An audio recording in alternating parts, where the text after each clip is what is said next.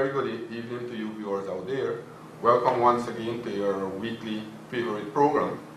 This afternoon I have here with me a well-known personality, long-standing experienced trade unionist, member of parliament, and former president of the Trade Union Congress, Comrade Gillian Persaud Burton.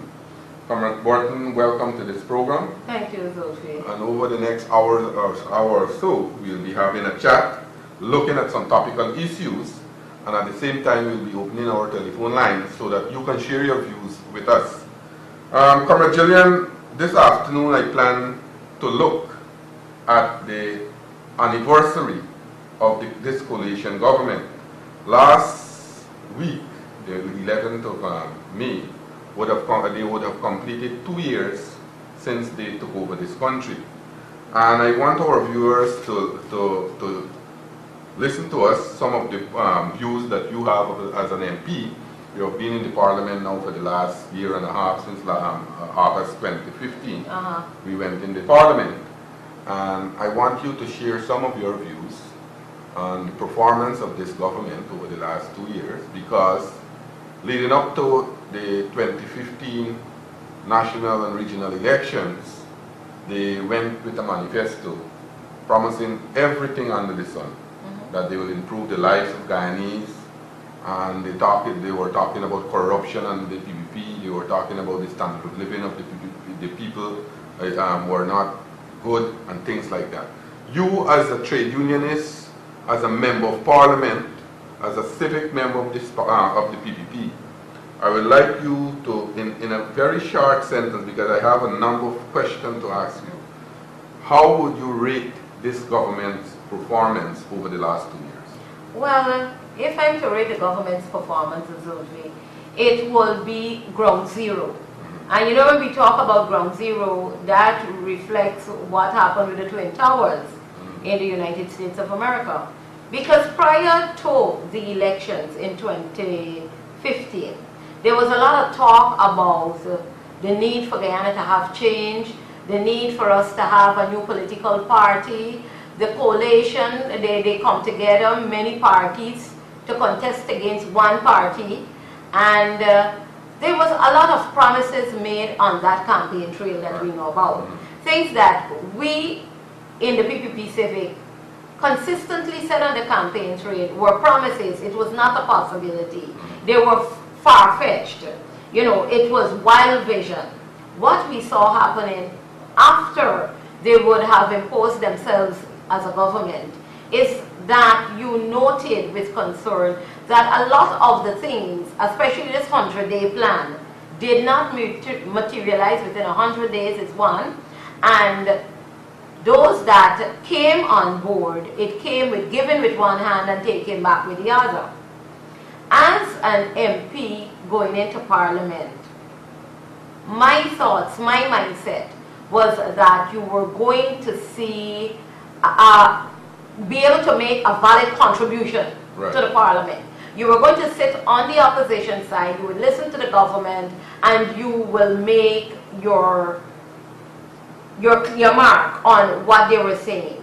You were going to have healthy and lively debates. You would have been able to use the parliament to address the needs, to address the cries of the people. But I must say, and I consistently say it, I am totally disappointed with the parliament I had to become a part of. Now Gillian, before you continue, you said about the parliament, and I agree that when the PPP was in government, you had robust debates, lively debates. But for the viewers out there, you said that you're disappointed now with this parliament. What are some of the happenings now in the National Assembly that you are dissatisfied? Well, what I'm disappointed with, first thing, is that you know that Parliament has, you heckle.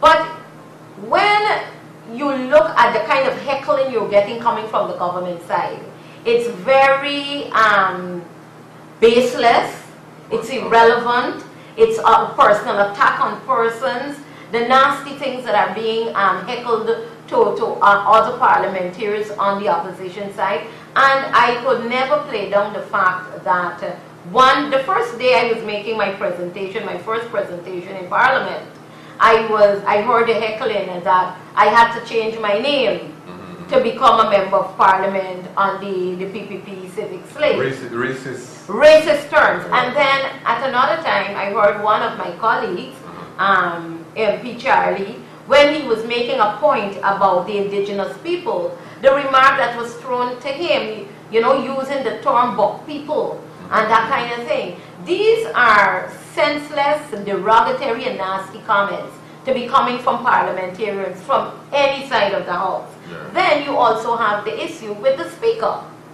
And the speaker, I say, would have selective amnesia. He is only aware of what is happening on the opposition side, but not on the government side. So we noticed last Monday in Parliament when one of our MPs stood up, Mr. Damon, and he was speaking to the motion on the increase in land rate, and he was saying to the fact that the Minister of Agriculture, you know, was the worst in the history of that government and the Parliament, and he was reprimanded for saying so. But subsequently, immediately after he spoke, the next speaker made derogatory remarks, and nothing happened. Even though we objected, nothing happened. And then you had the Attorney General who got up again. He made derogatory remarks. He said, I want this to be known. He said at the Parliament that they call some of the rice farmers thieves. Thieves, that's right.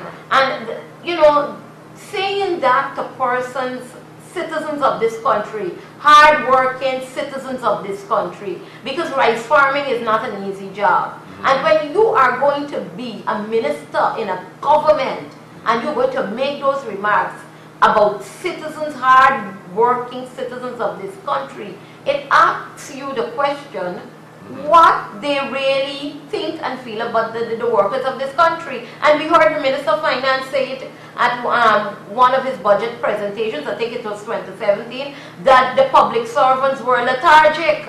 Well, I can remember too, last Monday when we had the Parliament, even during my presentation, they heckled me from starting to end. That's right. And whilst I was talking about the rice farmers, one of them was saying that, look, you mad. You can't, you know, referring to ordinary people but who are... But the speaker doesn't hear those things, and it goes just like with the wind. So you're right, they don't have respect, and I mentioned it when I was speaking, I said they don't have respect for the productive sector in this country.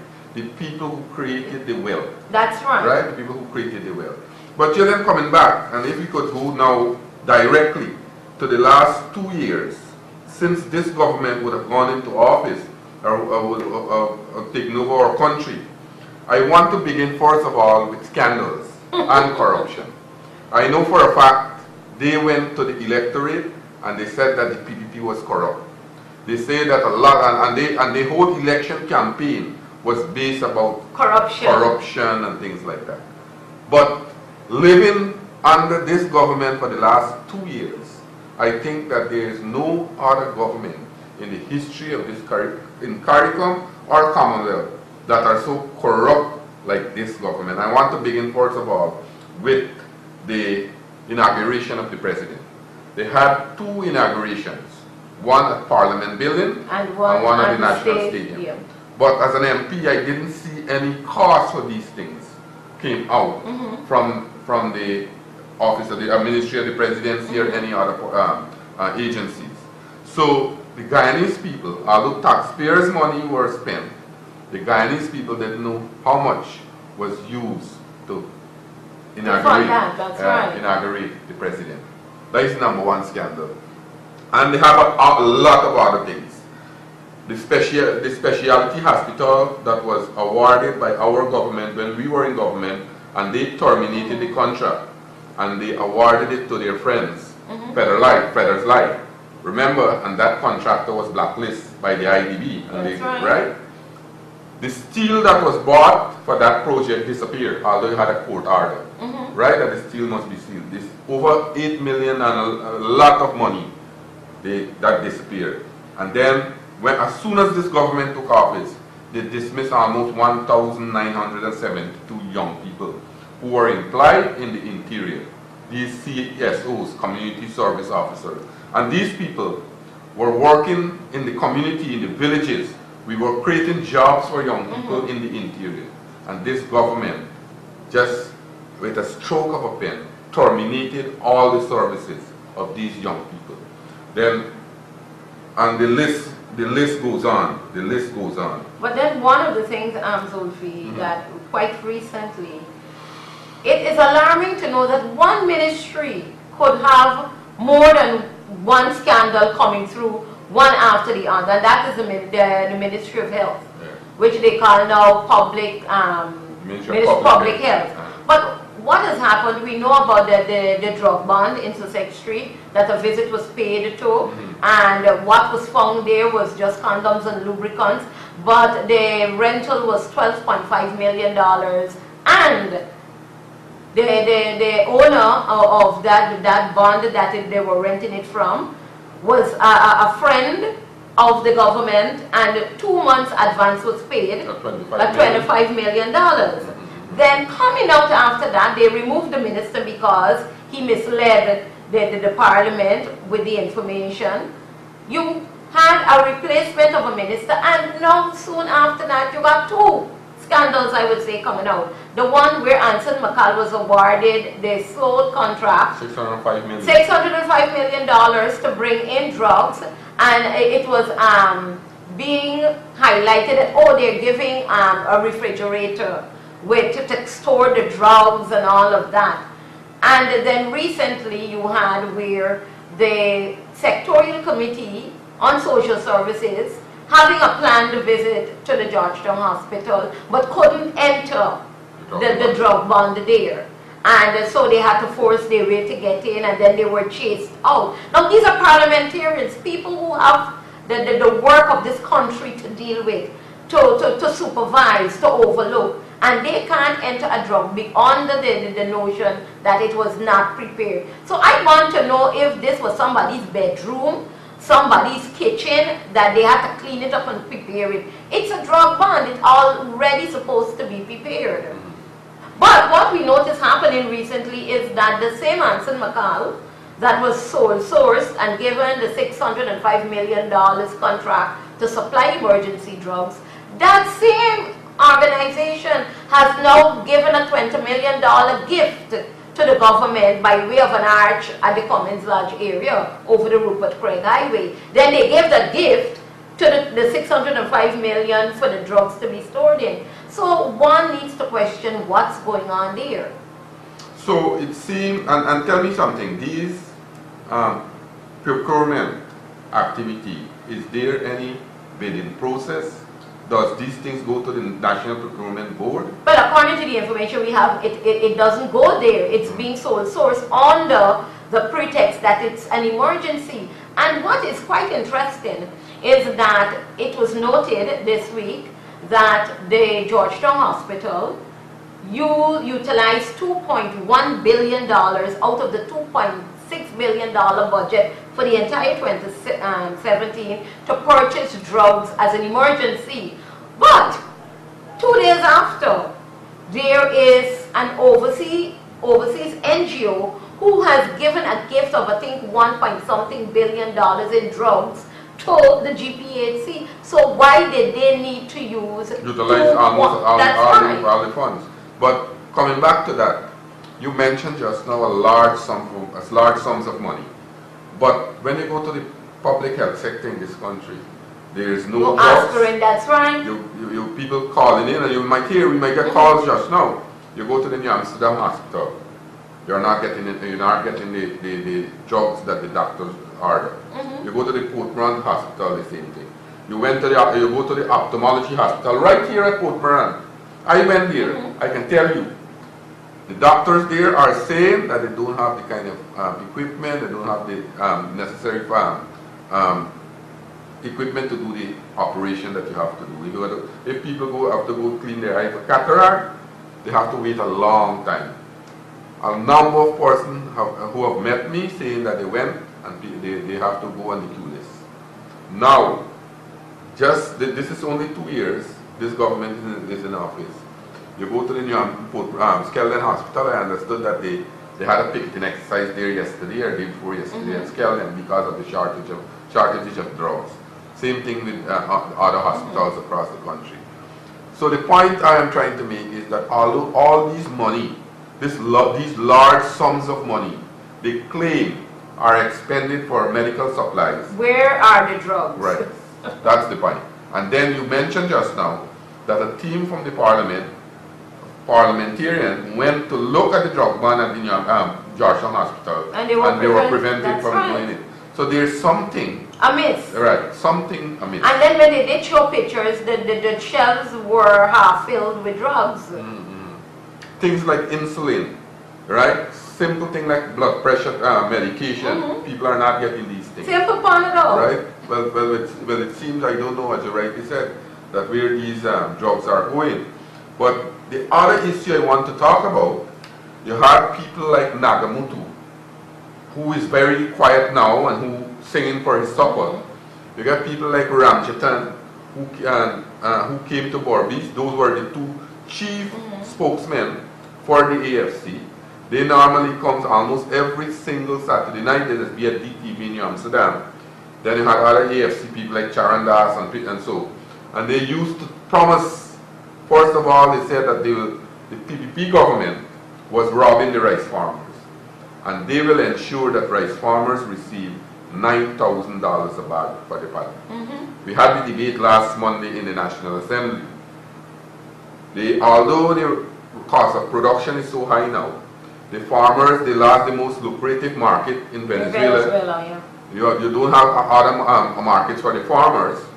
The farmers are not getting enough money for the paddy. They just break even now. Now they are adding additional burdens on the farmers in the MMA. And this will not be only for the MMA. This is a prelude to increase land rents, increase D&I charges for rice growing areas across the country. Right? So these were the people who singing and saying to the Guyanese people that they are upright there. They will ensure that transparency and accountability is there in a new government. You just mentioned a number of scandals, but the biggest scandals in the last 2 years was how they went about awarding themselves, and as a trade unionist, I want you to comment on this, how they went about just in 1 month in office, awarding themselves between 50 to 100% salary increases. And when we were in government, our ministers used to receive, senior and junior ministers used to receive $572,000 a month gross payment. So when that means that the gross payment is tax have to cut out, NIS have to cut out and things like that. And then you'll get your net payment. But your view, because Nagamutu was the man saying at whim that when he was in the PPP government, one of the PPP ministers wanted to travel first class, and he went against that. He was saying that he refused a salary increase when he was in the PPP government and said that the nurses should receive their salary increases first. Your view now on this big salary increase? Well, as it relates to Moses, I would say that Moses would have seen what was the standards and the principles within the PPP when he was there. He worked along with that then. But now that he's in with the guys who are looking to ensure that they have the good life for themselves that they promised the citizens of this country, he's saying something else. But to the meat of the matter, there is no way in the history of human resources where you will find industrial relations, where you will find that anyone is awarded an increase in salary outside of 3 months, which is the probationary period. And I say that because it was within 3 months that this government decided to award themselves an increase in salary and a hefty increase. The explanation that that was to prevent them from stealing is not taken. It's not accepted. Because in industrial relations, when you start a job, or you are given a promotion to a next level, you have to operate 3 months in a probationary capacity. Then you are being analyzed, and then if your work is not good, then you continue for another probationary period of another month, and then your work is being analyzed again, and then you are being awarded a fixed salary. What we saw is that this coalition government came into office, and within 3 months, they did not allow the Guyanese public to evaluate them. They evaluated themselves, and they pat themselves on the back and said, we are doing a good job, so our probation period ends here, and we increase the salary. And nowhere do you find salary increases go up at that amount of percentage anywhere. So there was 2 wrongdoings: awarding themselves a salary within a 3 month, awarding themselves an increase, and confirming themselves on the job within 3 months, which is the probationary period, without an evaluation, and then giving themselves hefty increases and claiming that that is to prevent them from stealing. So what you're actually saying, that if you were to work for the money that the PPP parliamentarians work for, the ministers work for, then you are going to steal. It's an open message. Yeah. But that is wrong in industrial relations. So as a trade unionist, as I said, I could not have accepted that. That is baloney. That you, and then it's not just the salary, there are the allowances and the benefits that come with it. You know, and then you have now that they used to say that the PPP was squandering money, but they are going first class, they are using private jets, they're taking their spouse and their family with them. So look at the total cost, and it will tell you that their salaries are way past 53% increase. Yeah. Now, coming back to that, when they awarded themselves this hefty salary increases, it went back retroactive from the first month. That's right. So the first month's salary they would have received was the new salary increase. The new salary. Not the one that the never heard of. Never heard of. Okay. And then you decided that you were going to send home people because you are looking at the dollars and cents within those agencies. Now, there's another big scandal that took place, and I think we mentioned it earlier when we went into the parliament, and that was the Durban Park project. Yeah. You want to just explain to Well, our I viewers? can't understand really that. I grew up knowing about the national park. I was told prior to the national park you had the Independence Park. The national park came to being, and that was used for national functions. When the PPP Civic came into government, Dr. Barjagio felt that that space became too small. So the people, the capacity of people attending national events would have increased. And so instead of having persons, as I know it, as a child going to the national park, you're standing up on the tarmac because you cannot get seats in the stands, and you got to get wet if it rains and that kind of thing, or you're in the blistering sun. What happened is that the National Stadium was built to house and accommodate more persons. Somewhere on to the blues, this government felt that it had to leave its trademark. And so it decided that Durban Park it should be. But if you look where Durban Park is located, it's next to Coffee, the Square of the Revolution, where the PNC is noted to having all its big rallies. So what you did now, you just moved a step behind and you make sure that you put stands there. But we questioned in Parliament the cost of the Durban Park. Right. We questioned the sustainability. How are you going to sustain it? Because you're going to have lights and water and people to take care of it. And the maintenance of the stands and the tarmac. How were you going to sustain it? And up until now, that question cannot be answered.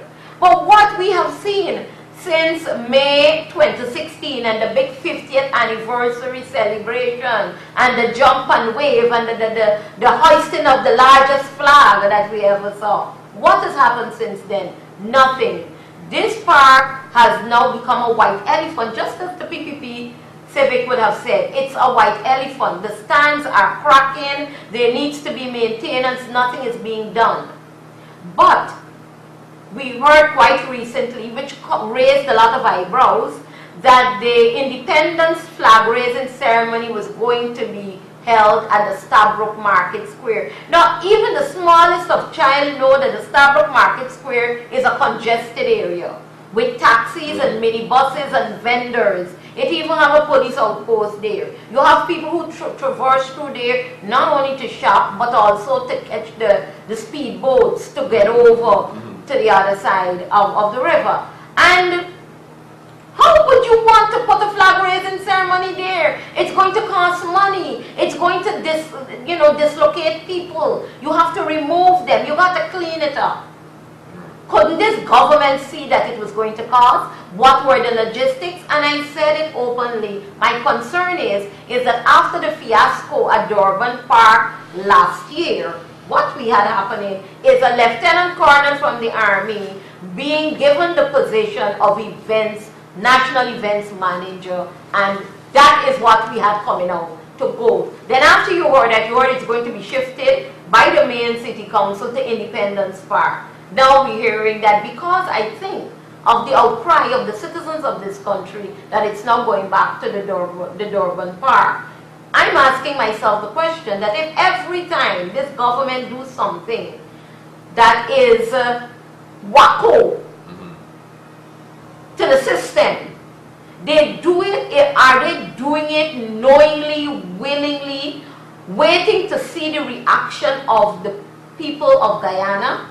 And then they decide, okay, good, they're not accepting it, so we're going to go. They're trying to hoodwink this country, just as what they did during the elections campaign. Gillian, I want to deal with a very important issue for Berbice, but before I come to it, I just want to mention two other issues.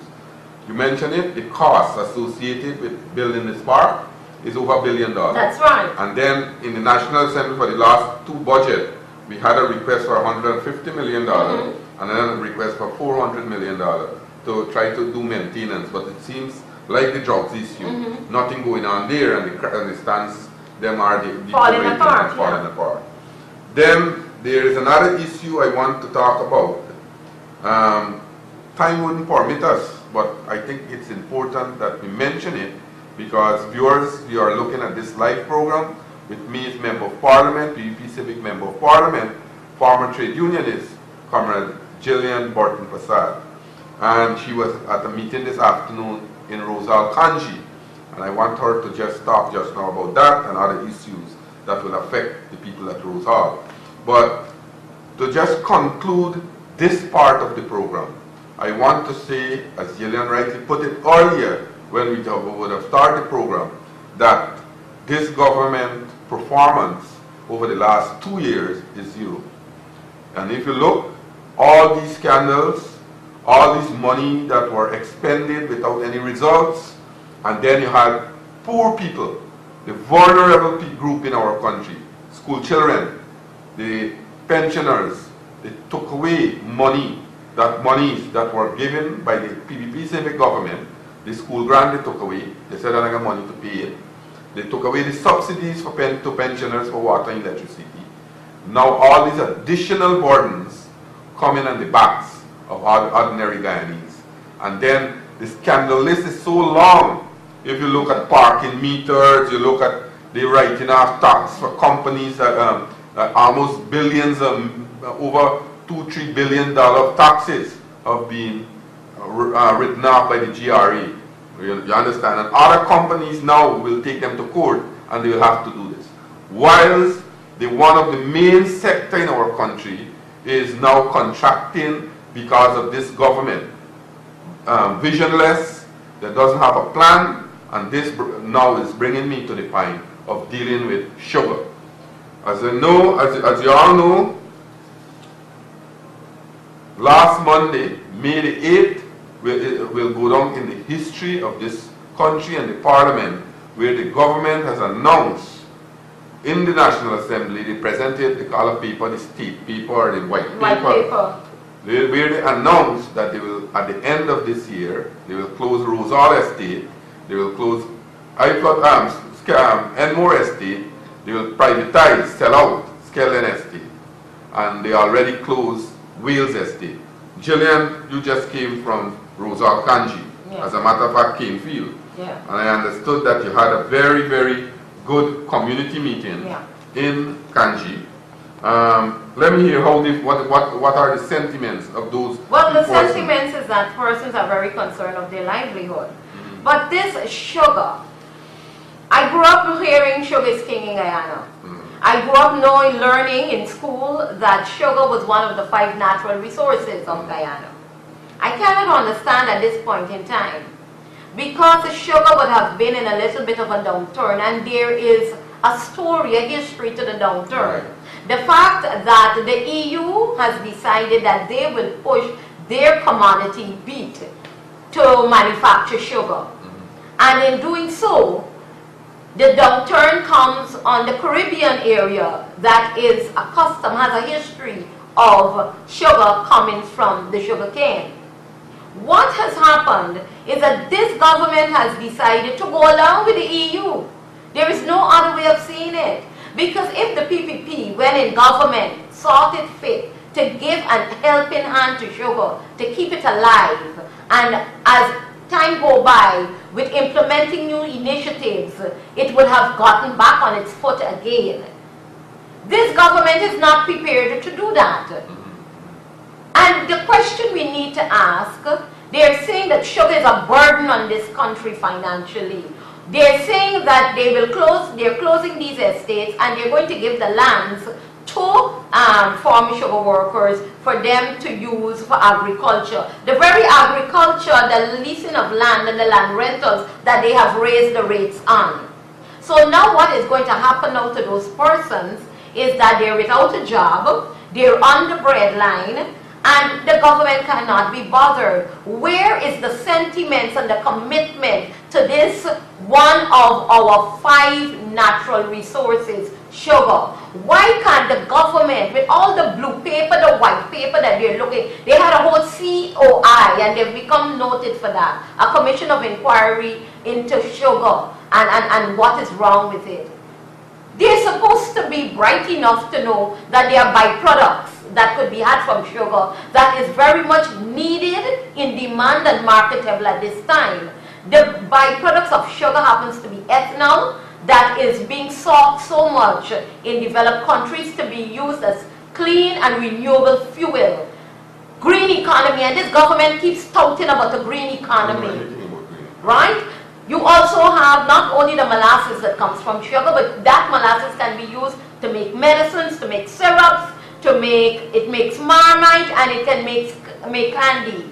You can use the juice to make falernum, the bagasse that comes from the sugarcane waste. It can be used for paper, to make paper. And there is the jet industry that is looking for clean fuel that comes from the waste of sugar to make fuel to fly their jets, because it's more clean and it's more environmental friendly. So we have it in our hands. We have money in our hands. But this government does not want to inject money in sugar. And I'm saying it openly because they feel that sugar is a support base of the PPP by way of its workers, who they would want to claim are 99% PPP supporters, and the communities that they come from. And so this is a way of victimizing them. I see our lines are going, but in a minute or so we'll be taking the calls. But just to add to what you just said, Gillian,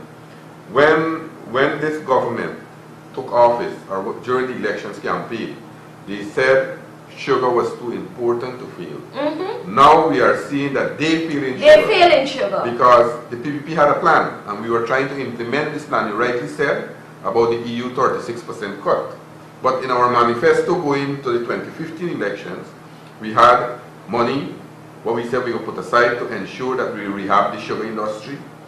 In our plan, in our manifesto, there was no plan to close any sugar estate in Guyana, because we understood the importance of sugar to the Guyanese economy. Although we had problems with the EU, although we had problems with sugar in terms of making a profit, our government at the end of the year always find a 5% increase to give sugar worker, always support sugar worker in giving them their API. We are seeing now that since this government took office 2 years, not a cent increase have been given to the sugar workers. Now they are taking away the API. They are closing down the sugar industry. They started it with Rosal. But coming back, the white paper that they presented in the National Assembly doesn't have a plan, because they said they will keep 3 estates, the Albion, Blaymont, and Ifa. Though that white paper doesn't have a plan how these 3 estates will, how they will keep these 3 estates, what will be the, how they will run it, how they will achieve their target, and things like that. The white paper is an empty document. It states, and I read the paper, it stated the history about sugar, which was wrong too, right? Which was wrong. It stated the history about sugar, and they said they will close the 3 estates at the end of this year. They don't say, they never did. They never did an economic impact study, which we were saying that an economic impact study should have done in places like Kanji.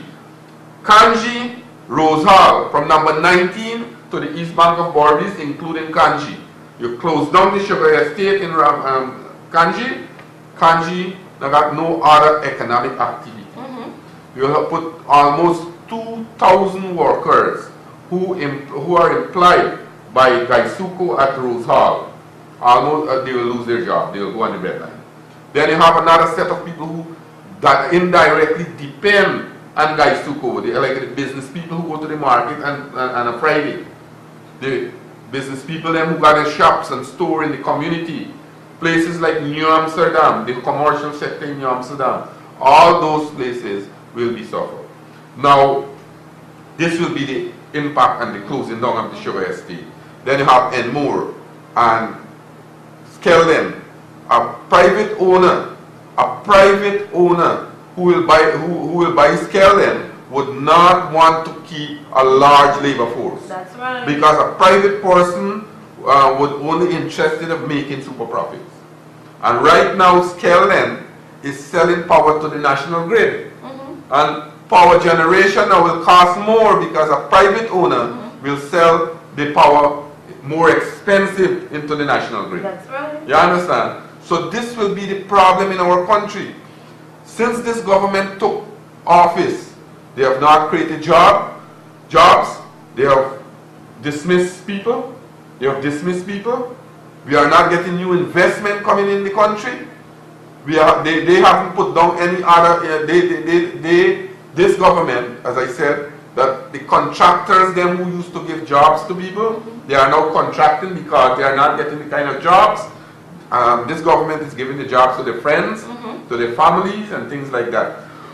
Excuse me. You got people coming from all the way from Linden, working on the Quarantine Road. You got reputable contractors in in Region 6. People who have undertook large contracts during our time in government. These things are not going to the procurement entity. We don't have competition now. Contracts are being given to friends and family. There is no wealth sharing. So, viewers, I would like to hear your views on these matters that both Comrade Gillian and myself just spoke about. But most importantly, Bordeaux depends on sugar. We are seeing now the contraction, the closure of 2 big estates. Rosal Kanji and Skelden will be privatized. Over the last week, I know that the workers in Rosal are protesting. I understand that they will continue their protests. Their protests, but we should not stand aside. We should give our solidarity to the workers at Rosal. Because when Rosal closes, the entire community of Region 6 will suffer. Because the spin-off effect is great when you have these factories and entities going, you understand? So the point I'm trying to make that we should give our solidarity to the workers at both Skelden and Rosal. The people at Enmore have been demonstrating. The last Monday when we had Parliament, I see a number of workers from Wales came to the Parliament with their children, and what they they barricade the entire block from almost Charlotte Street, right, till at the back of Brickdown. The excuse given for that is that in the UK Parliament there was an attack staged on that Parliament, and so in interest of their own safety, security was beefed up. Baloney. Yeah. So that's the thing. So the workers didn't get a chance to go in front of the Parliament and protest. You had the rice farmers who were there protesting the increase in the MMA fees. You had the people who were protesting on the private education, the VAT on the private education. You had people at Parliament to protest on the banning used tires. So every single day, you got many groups of people protesting the kind of action, the callous action of this government. And I would like to hear your views on that. I know for a fact we are going, approaching close to program time, but I will start to open our lines now. I get the first call here. Hello. Hi, good night. Good night and welcome to this live program. Where are you calling us from? Pardon me? I'd like to compliment you on a wonderful program. Okay, thank you. Very interesting facts being provided and put out. For viewers, I just want to make one opposition. Okay. If you look and we follow what's happening in our country, every single day there's a protest. Right. Some form or the other. Yes. Protests right across the country. And these people are heartless. They are not listening. They are not seeing the suffering of the people. I don't know. We are out of words to describe these people. So I just want the viewers to know, and I want to share the 70 minutes that, you know, every single day there's some form of protest is being carried out or being absorbed all parts of Guyana. And people need to know, and people, their supporters, they need to realize this is not the promise that made to them. Yeah, I agree with you, right. And not some for not one to many protests. Right. Okay. Many protests. I just mentioned a few just now. Issues and different. Right. Use tire, VAT and private education, the sugar workers. Housing, crime. Right. Economic downturn, every single thing. Right. Thanks for the call, right? Okay, bye. Okay. The caller made a very good point. Exactly. And you had parking meter, you had VAT and private education, banning used tire, increasing MMA fee, closing up the Wales estate, and I can go on and on. Hello, welcome to this live program. Good night, Good night. And where are you calling us from? Lagos. Lagos, okay. Yes. It's very costly, even a state money can use on these things. The country has to have a power every day. Right. You not spend money behind education and health. And this is the main thing of the government can do. They put back on education. Have them down.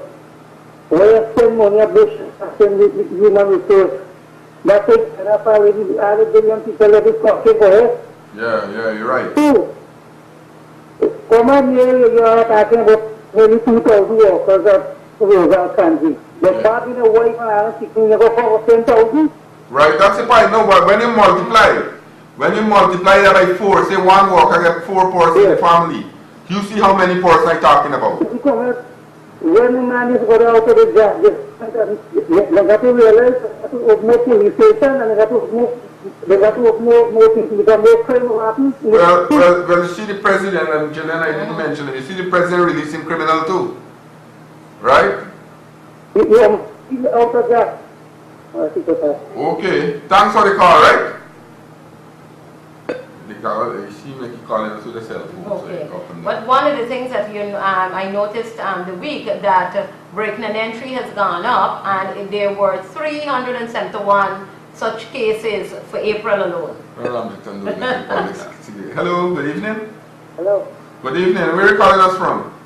Barbies. Barbies? Yeah. Which part in Barbies? 52. Oh, number 52, okay. Yeah. But that's that joke of president I have there, if you ever plant rice. Okay. Right. Well, none of them ever plant rice in the cabinet. I can remember or know anyone in plant rice. So the farmers say, you know, this thing is bothering people, and the ordinary people. Hello, good evening. Hello. Seems to have lost that call. But the caller made a very good point just now, who called from Lagos, saying that this government does not feel it's important to invest in human resource of That's our country. right. And that is because one of the most... VAT on private education, VAT on educational material, VAT and medical services and things like that. You understand? So the point is, hello? Hello, good night. All right, good night. Where are you calling us from? Albion. Albion, okay. Formerly in ITV, I know him well. Okay, you know this comrade? Yes. Okay. I feel it's the guy Suku. This government not think but nothing but the workers or the farmers or whatever. It's entirely in the country. The travelers are in I know the caravans. And passing down the road. I don't know, by the side of 40,000 now. Yeah, people don't got money to travel. That's it. Right? And even the taxi driver now being forced to pay NIS. Yeah. Right? And who is that NIS? The government? Yeah, the government, right. And what is that? Where they are? What they are? The government? That's it. Why don't you not take out the money for the corporation? Yeah. You understand what it is? Yes, you're right. The only money that they will can't take out is the credit union and the union dues, whatever they can go can get it. You understand it? That's the only thing that they can put it up. Okay. That's one. But in the government entities, they want. They don't carry money when they get to school. Right. The majority money hold for the two entities, NS and GRA. Right. So, why the reason why the schools now, Kellen man said they don't care what somebody was saying. No, but Kellen workers also will be affected because when they set out Kellen. I can understand the staff room with the mice, right? Having a gap, right? And he said, they don't care nothing, they don't care about. No, but the point is they would care because it will affect them too. Alright, thanks for the call, right? Yeah, good. The caller made a very good Yeah, but one point. of the things too, based on his call, what we need to look at is not only that will the government lose NIS and PAYE, but what will happen is that the strength of the union will be killed because of the amount of sugar workers who belong to GAWU that will be out of a job. So that is one way of weakening the union. Yeah. Hello, good evening. Good evening. And where are you calling us from? Youngster. Okay. Jag skulle på ett båt now, för måste fråga vad vi kopplar till ett ice skate from. Okay, alright. But he was the man coming and fool us in Barbies, you remember? People like Nagamoto and Ramjatan and so. But the previous caller made a very good point that the bulk of the indebtedness of Gaisuko, they owe to the GRA and the NIS. The GRA and the NIS, both are being controlled by the government. If the government can write off taxes for private companies, 18 billion. Why can't you write off for your own company? That's the point. So that is why there is a sinister move. Right. Hello, good evening. Hello. Caller is a bit shy. Yeah, but that's the point. You're talking Gaisuko is so much in debt. But then you writing off $6 billion for private sector. Right, okay. Hello, good evening. Evening. Where are you calling us from? I'm calling from Rosal. Rosal, okay. Just turn the volume of the television a little down, please. Sure. I think these people are bunch of dunces. Okay. They don't take into consideration who is going to take care of the drainage and irrigation system in this country. That's it. Gaisuko is out. Right. I need an answer to that. Well, when the system when Gaisuko out, the system will go on the national system. The government will have to take care of that, which they are already neglected. You understand that places like Rose Hall, if you talk in Kanji, the entire Kanji depends on Gaisuko for drainage. Yeah. Right? So all those things now will come on the government and they are neglecting those already. So you've got more problems, more social problems now. You understand? Yes. And then the health issue. Rosal has a dispensary which is being controlled by Gaisuko and a diagnostic center. All those things now will be closed. You have to depend on the public health system. And the public health system doesn't have the kind of facility, right? But to add to what you're saying, Zulfi, that I read in the media where it is stated that when persons asked about all these dispensaries of the sugar estates that will be closed, they said turn them into private pharmacies. Well, that's the point. You still there? Yeah, I'm here. Okay. So So those are the answers that you just asked. We'll have more social problems in our country. Things that will affect people directly now. Right, as you rightly mentioned. Okay. Right, thanks very much. That's another aspect, because Gaisuku normally drain a lot of area. You have recreational facility being controlled by Gaisuku. You have the health facilities in these communities being controlled, and that didn't start off now. That history, that our indentured foreparents, the slaves came to Guyana, and those were the things that were extended. But I think what they will do is put on a tax now for right. to clean the area, because they won't do it for free. That's the point. Hello, good evening. Kindly speak up a bit, please. Good evening. Good evening. And where are you calling us from? Amsterdam. Amsterdam, okay. You have an agriculture minister. Yes. Is anything all right? Mr. Noel Holder, right. Is anything all right? Well, I can't say, because in the last parliament that we had last Monday, Comrade Gillian just mentioned, one of our MP from SQ, Mr. Damon, was asking that question. And he was reprimanded by the speaker, right? Because he asked that the Minister of Agriculture knows nothing about agriculture. You also know anything about sugar? And, well, as you rightly said, nothing about agriculture, sugar included. All you know about sugar is when you finish tea in the morning. Pardon me? When you finish tea in the morning. Uh-huh. That's all you know about sugar. You're right. You know, you're right. He doesn't know anything. But the point is that we should not say that one person, because you have a whole team. You have a whole team of incompetent person who doesn't know anything of running a country. You understand? Just your demo. Okay. Only more bullshit, foolish, just know nothing. All right. Okay. Thanks for the call, right? The caller made a very good point, but we should not look for one, because Holder was only one person. There are other persons right. in the government. Holder carries out the plans and of the mandate, government, right, of the government and the cabinet.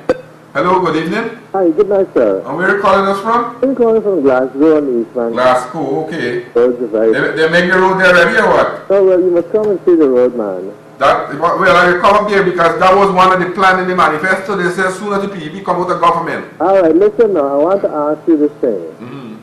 At the last May Day address, Minister Trotman said that the government has already pumped $42 billion into the industry. I don't know if I heard it correct, but I want to ask you guys if you can independently verify if the government has really pumped $42 billion into the sugar industry. Well, I will do that. I can remember that they, because this money normally comes from the budget. And when you look at the last two budget, Gillian, I can't see $32 billion being pumped into the sugar industry. But what I could remember is in the 2016 budget, they did mention that they were going to put $20 or $23 billion into agriculture. And when the leader of the opposition questioned them, asking them to point us to where that was in the budget, they said that, oh, that was not in the budget. That was a paper transaction. Right. Hello, good evening. Good night. Good night. Now, where are you calling us from? West Barbies. West Barbies, okay.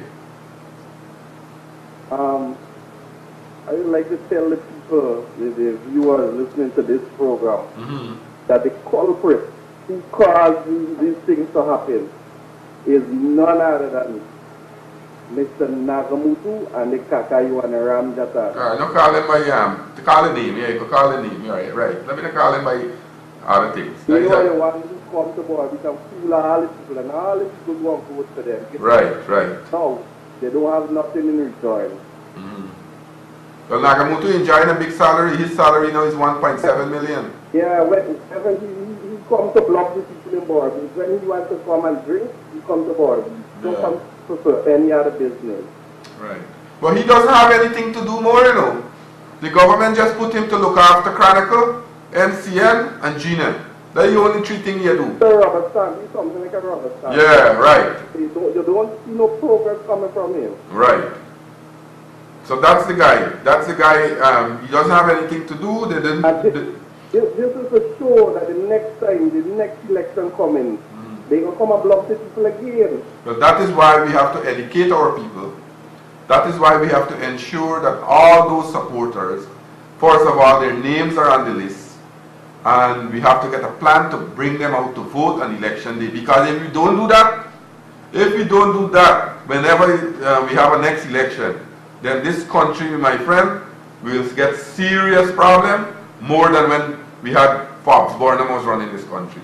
Because this guy is doing worse now. You understand? And these people don't have any shame. Right. Well, as Gillian rightly said, they don't take public opinion on board. If they want to implement something, they go ahead and implement it. Like what they did with the salary increase. You understand? Every single body, even their own supporter, cost them, fight them out, and they still take the 50 to 100% salary increases. You understand? Yeah. All right, thanks for the call. We'll take 2 calls more, and then we'll close off our last comment, Gillian. So, because the operator signaled me that we are coming close to program time. So 2 last calls we'll take, and then we'll close our program. Hello, good evening. Good night. And where are you calling us from? Bushlat. Bushlat, okay. And I was calling about Carl Joseph for Hoopton, right? Okay. It's $7 million prize. That thing was in the newspaper with some drugs or something, right? Carl Joseph still at the head go walk with the Chavez home there. Home. Okay. How come nobody know about that? Well, we have to raise that too. Right now, when we get information today now, some guy tell me that gather some carbon to work and shear the head. Okay. So we want to know, she said, I'm a counselor, and I know she has some guy aboard, and now she had for the Chavez home there. Home there. So well, I will ask our chairman there, Region 5, and I will find out about that, and then we'll raise the issue, right? okay. Good, thanks for the call. We'll take one final call before I ask Gillian to wrap up. I think that, yeah, we have a caller calling here. Hello, good evening. Good night, Mr. Zulfi. Good night. And where are you calling us from? Sorry, Bushlat quarantine. Okay. Yeah. You know, sir, we are looking to this country, what is really going on in this country. Can we be able to wait for another election? With all these things, 2 years only, you can see how much things happen. Yeah. And I enjoy how my sister speak there. You know, people don't look at really, you don't look at race, you look at race, but you don't look at race, you look what is going on in this country. We are one people and the same blood. So why should we look at race? But look at this country, how much bad things happen. And keep happening, and you don't hear a song from the government. And Ramjatan and Nagamutu there, they are not talking with their full voice. Yeah, they can't speak more. The government just controls them. Yes, and when our former president was there, they started to say how he was feeling. And when he is supposed to go there for opposition, I hear Nagamutu and Ramjatan and all of them started to say how if you were put Jagdeo again to steal. But that even, let me say, if our government even was steal, but the country was going smooth. And now if they are not stealing, how the country is going down. Yeah, well, that's I mentioned it just now that. And look, I go to the doctor Friday, as you mentioned about. I go in Portman Hospital just for I have a flu, and I say I go in there for some. When you go, the people tell me if you come here, you want to dead fast, you come at this hospital because no drugs in it. And when I go in there, believe me, I must have about 5, 10 point tablets. That's it, nothing more. When I come home, I am still sick. So, yeah, that's the point, you know. This country is bad. Look how much things this government don't do. And if he have a heart, he have a heart to see what is going on. He don't steal people because, you know, you get everything. You can eat well, you can drink well, you can sleep well. And the people who have studied when bandits come in their home, or somebody comes to kill you, or you know, get food feed, or whatever, they don't care because they are happy. No, I agree with you, but let me say this. Yes. Not only to you, excuse me, but all the viewers, that we should not lose hope.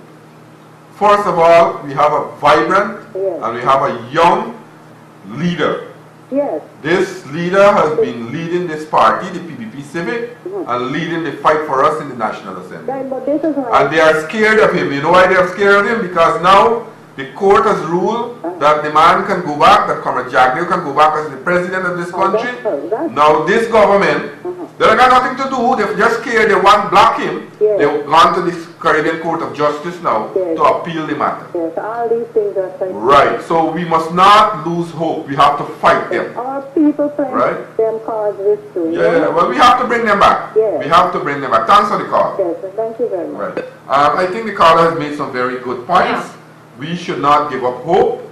We know that this PPP Civic, this party, has been fighting for the Guyanese people over the last 2 years and will continue to fight. All our MPs, all our members of the Central Committee of the party, the entire leadership of the party, are presently out in the field meeting with residents to listen to their complaint. Comrade Jagdeo has traversed the entire length and breadth of this country recently. He went to came to Borbies, he went to Region 9, he went to Region 2, he went to Region 4, Region 5, Region 3. So the entire country he has traversed recently. And now all our leaders of the party, Gillian came from Georgetown today to attend a meeting and speak to workers at Kanji, Canefield, and other leaders are out presently. So in your community also, you'll see party leaders come, you'll see member of parliament comes to listen to your complaint. So we should not lose hope. This government wants to instill fear into the populace. They want people just to take things for granted, and just when they implement something that you must not speak out. That is the kind of fear they want to instill in the population. But we should not allow them to do that. We must continue to fight them. You must support your party. You are the people out there who will make the PPP stronger. You are the people out there who, when you support the party, we will take back this country. So with that few words, I want to ask Comrade Gillian. Gillian, your final thought for tonight, seeing that you was in Borbies, and then you was in Parliament a couple of days ago, and for the last few months you were out in the field, and you as a trade unionist, what's your view? I want to say to the people of Borbies not to lose heart. Don't lose faith. Stay firm, stay resolute, stay focused. Observe what is going on around you. To the sugar workers, don't give up the fight. If you fight back, if you stand together in unity, there is strength and there is victory in consistency, then your cries will be heard, it will have to be acknowledged, and we ask you, those who by some being hoodwinked in the last election, you voted for a change, but now you see that the change is not a fair change. It is one that is giving you fine change, and you want to come back home, we welcome you back home. Don't be afraid. Together, we can make it happen. Together, we will make Guyana a prosperous country as it was before, once we ensure that the People's Progressive Party Civic is returned to government at the next elections. Gillian, let me thank you very much for coming to all the way up to Tea. Now I know you have to get back to Georgetown now, but as I said, that I want to say to the viewers out there, to all the people in Region 5 and 6, that the PPP is behind you, that the People's Progressive Party Civic, as Comrade Gillian rightly said, will continue to represent your cause, will continue to defend you, will continue to ensure that we engage this undemocratic regime to ensure that your voice, your rights are being taken care of. We know for a fact that over the last 2 years that our country is going down. We have to fight and ensure to represent the issues, and our party, as I said, we have a young, bright leader who is recognized throughout the world to lead us, and I think that that is the main asset that we have to take us back to victory. On behalf of our party, on behalf of the PPP Civic, on behalf of the entire leadership, I want to thank our viewers for the last hour or so. They had us in their living rooms, but I want to also, on behalf of the PPP, to wish each and every mothers and also all the ladies out there a happy Mother's Day tomorrow. Although your day might not be happy with the kind of crisis that we have in our country, I hope that you have some form of enjoyment so that you could have a recognition for these hard-working people in our country. Thank you very much, and a very good evening to you, a very blessed weekend to you, and enjoy the rest of your week.